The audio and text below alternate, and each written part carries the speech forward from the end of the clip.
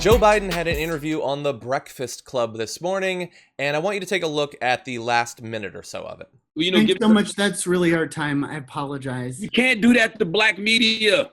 I can't do that to white media and black media because my wife has to go on at 6 o'clock. Okay. Oh, I'm in trouble. Listen, you got to come see us when you come to New York, VP Biden. I will. It's a long way until November. We got more questions.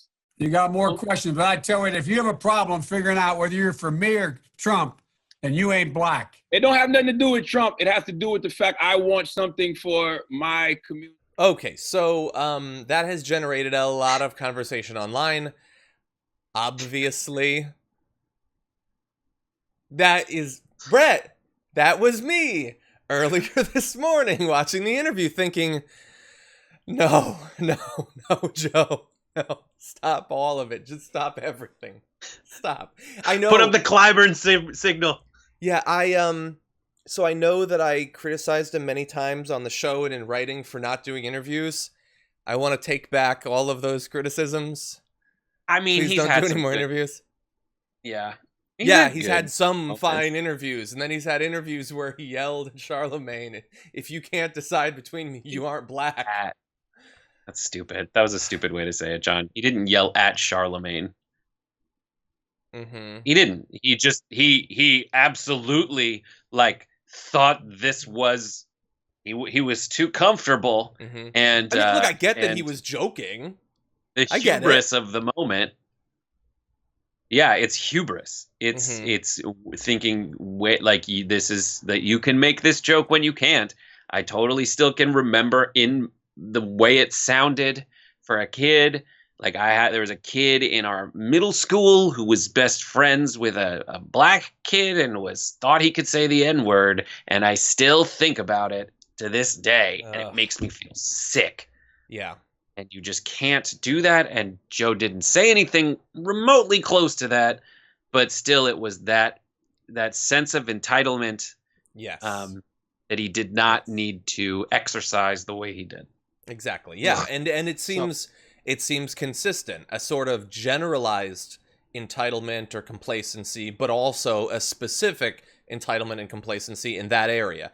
I want to show you another video from that, because the vast majority of the people talking about this interview are talking about that one clip, but it was an 18-minute interview, so I want to talk to you about a little bit more, not necessarily that's going to make him look much better. Ask you about your running mate. I don't know if you saw. Well, I saw the day that the news report broke that Amy Klobuchar was being vetted, and a lot of people on social media, they're not too happy about that. And it's because they want your running mate to be a black woman. I don't know if you saw the op-ed in the Washington Post by some of the leading black women voices in this country, and they feel since black women are such a loyal voting bloc and black people saved your political life in the primaries this year, they have things they want from you, and one of them is a black woman running mate. What do you say to them? What I say to them is that I'm not acknowledging anybody who is being considered, but I guarantee you there are multiple black women being considered. Multiple. By the way, that was when the last video started. That was when we're out of time. The aide cut in and to say that's all for tonight, ladies and gentlemen. Before we have any weird moments, we gotta get the vampire back in the coffin. Yeah, before the sun comes out. Yeah, that was when it cut off. And the thing is, we can't go through the whole 18-minute thing, but I'll tell you, there was a question that was asked to Biden, and it was what are you going to do to earn these votes that you obviously need? And you saw him there acknowledge, Biden's candidacy was saved by the black community, specifically black women in some of these states. And he talked for almost 2 minutes straight, not about anything he's going to do. I don't recall a single mention of policy. It was all, I have always gotten a high percentage of the black vote. I got 96% in this election, and people said I wouldn't get it, but then in my Senate run, I got a really high percent. He wasn't asking you to reassure him, Joe, that you will get the votes. It's for you to make the case of why you should get the votes. He was given multiple opportunities, and he didn't offer anything up. It's good work if you can get it, man. Yeah. If you can get those votes, then get them. That was, a lot of the analysis of that is he's Obama adjacent. Mm-hmm.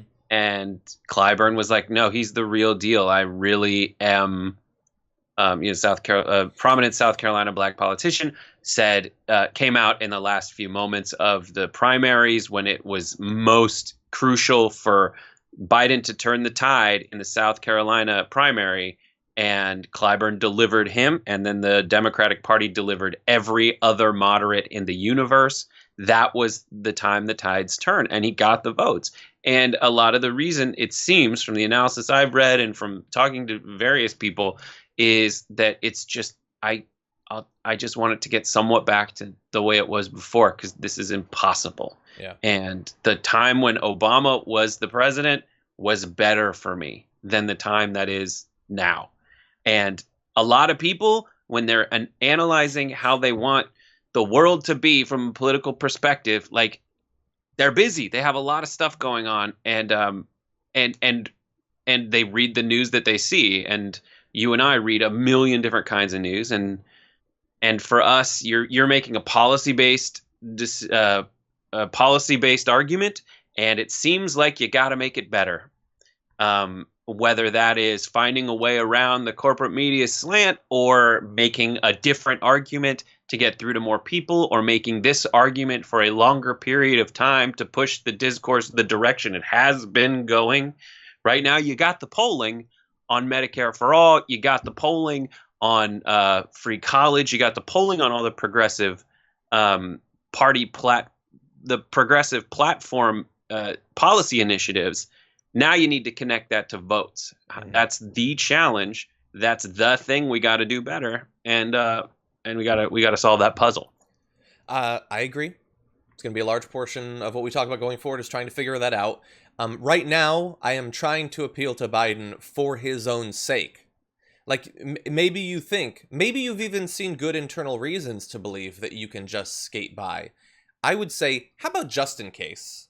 But he's done it. So the big Rorschach test is he doing it just to seem like he's appealing to people, or is he genuinely trying to build that coalition? Because he did, after having one position on bankruptcy and student loans, he changed that position. He did put AOC and progressives on his unity coalition, and we did a video about that. And we did a video, and we did, and those are. I tweeted about his rent stuff. Got a lot of hate for acknowledging he said that. Everybody yesterday went crazy on Cenk, and our poll, which was about which frontrunner you want, when they were like, "I want Nina Turner," and it's like, yes, we all want Nina Turner. The question is a little different than that. Like, what are we going to do given the circumstances? I know that one part of it is we just got to keep fighting the fight, but the other one is, how do you fight the fight given where we are right now? And that is a more difficult, nuanced, strategic conversation versus one that the polling already says that we're winning on, which is just the polling's showing that we're winning on, which is just how people feel about stuff. We need to connect the dots in people's minds.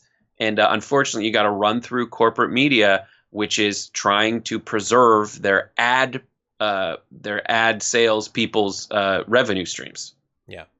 Look, I want to end with a statement that was sent to Mediaite by Charlamagne about the interview. And I went on his Twitter, and some of his tweets about it imply that he thinks at least that some people are taking that last comment as like what the interview was, and he doesn't think it was representative of the full interview. So if you found it interesting, please watch the entirety of the interview. It is available. But here is a statement that he said. "We have been loyal to Democrats for a long time. Black people have invested a lot into that party, and the return on investment has not been great. As Biden said in our brief interview when I asked him if Dems owe the black community, absolutely was his answer. So let's see what you got. Votes are quid pro quo. You can't possibly want me to fear Trump more than I want something for my people." So that's his view. That is I haven't seen it written so clearly before. Yes. That is great.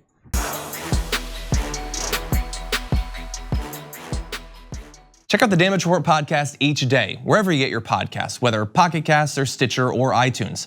You can join me as I give you the news and stories you want, with a range of co-hosts and interview guests jumping in on the fun each day. Again, that's the Damage Report, wherever you get your podcasts. And if you get them at iTunes, don't forget to rate and review. Sometimes I'll read them live on the show.